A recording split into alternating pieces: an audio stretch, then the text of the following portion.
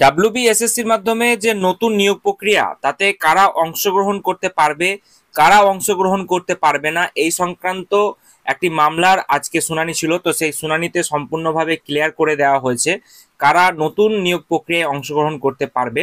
বিস্তারিতভাবে কি আপডেট, চলুন এই ভিডিওর মাধ্যমে আমরা জেনে নেব।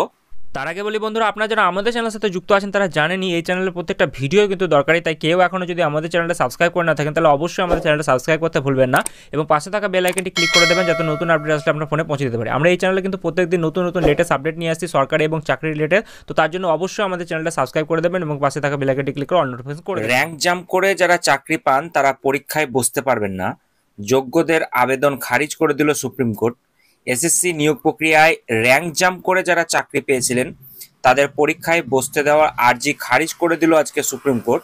আদালত জানিয়ে দিল যে এ বিষয়ে দেশের অবসরপ্রাপ্ত প্রধান বিচারপতি সঞ্জীব খান্না যে রায় দিয়েছিলেন তা একেবারেই সঠিক। ওই চাকরিহারা শিক্ষক শিক্ষিকা বা শিক্ষাকর্মীরা নতুন নিয়োগ প্রক্রিয়ায় যোগ দিতে পারবেন না, বসতে পারবেন না পরীক্ষায়। অর্থাৎ আগামী দিনে যে বিজ্ঞপ্তি আসতে চলেছে তাতে যে সমস্ত ক্যান্ডিডেটরা র্যাঙ্ক জাম্প করে চাকরি পেয়েছিলেন তাদেরকে কিন্তু আর পরীক্ষায় বসতে দেওয়া হবে না, ফ্রেশ রিক্রুটমেন্টে তাদেরকে বসতে দেওয়া হবে না, এমনটাই আজকে কিন্তু রায় দেওয়া হয়েছে। র্যাঙ্ক জাম্প কি?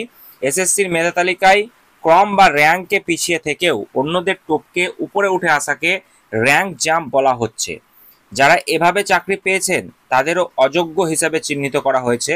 যারা চাকরি পাওয়ার ফলে ক্রম তালিকায় ওপরে থাকা প্রার্থীরা যারা রয়েছেন, যারা পরীক্ষায় তুলনামূলকভাবে ভালো ফল করেছেন তারা কিন্তু বঞ্চিত হয়েছেন। তো দুর্নীতির অভিযোগে এসএসসি 2016 সালে সম্পূর্ণ প্যানেল কিন্তু বাতিল করেছিল শীর্ষ আদালত। তাতে চাকরি গিয়েছে 25,735 জনের। নতুন করে নিয়োগ প্রক্রিয়া শুরু করার নির্দেশ দেওয়া হয়েছে।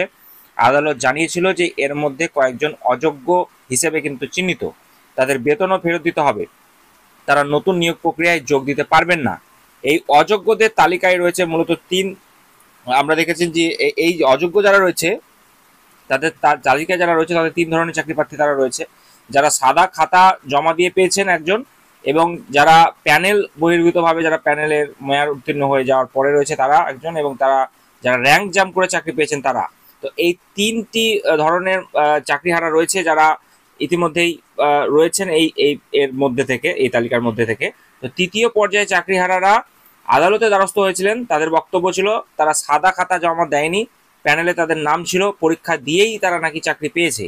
তাই নিয়োগ প্রক্রিয়াতেও পরীক্ষা যেটা রয়েছে সেই পরীক্ষায় বসার সুযোগ তাদেরকে দিতে হবে, এমন তারা কিন্তু মামলা করেছিল। তো বুধবার এই সংক্রান্ত মামলার শুনানি ছিল, অর্থাৎ আজকে সুপ্রিম কোর্টের বিচারপতি সঞ্জয় কুমার এবং বিচারপতি বিশ্বনাথনের ডিভিশন বেঞ্চে আদালত জানিয়ে দিয়েছে যে বিচারপতি খান্না যে নির্দেশ দিয়েছিলেন তাতে তারা আর হস্তক্ষেপ করবে না, কারণ ওই নির্দেশে কোনো ভুল নাকি ছিল না।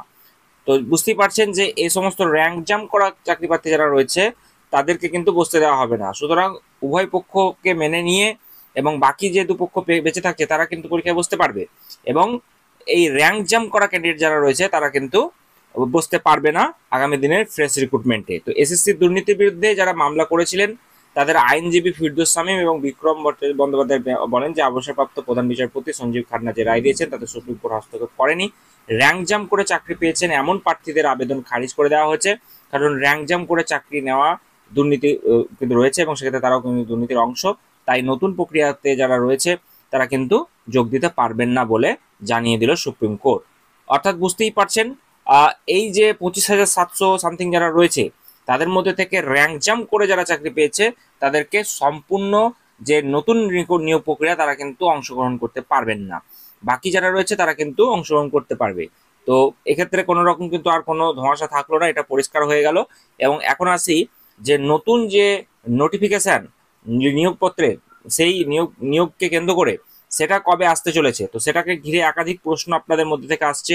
বিশেষ করে যারা ফ্রেশভাবে রিক্রুটমেন্ট প্রসেসে অংশগ্রহণ করতে চাইছে, যারা ফ্রেশ ক্যান্ডিডেট রয়েছে তাদেরকেও কি বসতে সুযোগ দেওয়া হবে, সে নিয়ে আমাদের আর 2-1টা দিন অপেক্ষা করতে হবে, তাহলেই কিন্তু আমাদের কিন্তু সমস্ত কিছু ক্ল্যারিটি চলে আসবে। ইতিমধ্যেই আপনারা জানতে পেরেছেন যে হিউজ সংখ্যক একটা ভ্যাকান্সি আসতে চলেছে, এবং সেটাকে কেন্দ্র করে উভয়ই যারা ডিএলএড বা বিএড করে রেখেছে তারা কিন্তু বারবার প্রশ্ন করছে, দাদা আমাদের তো আপার প্রাইমারি নিয়ে খবর আসছে শুনছি, আমাদের তো এসএলএসটি নিয়ে খবর আসছে শুনছি, তাহলে কি দুটোই একসাথে বেরিয়ে আসবে? তো সেই বিষয়টা খুব তাড়াতাড়ি পরিষ্কার হয়ে যাবে।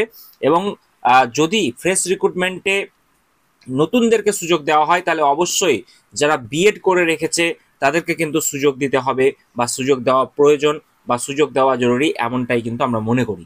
তো সেক্ষেত্রে আগামী দিনে খুব তাড়াতাড়ি এই সংক্রান্ত আপডেট আপনারা পেয়ে যাবেন।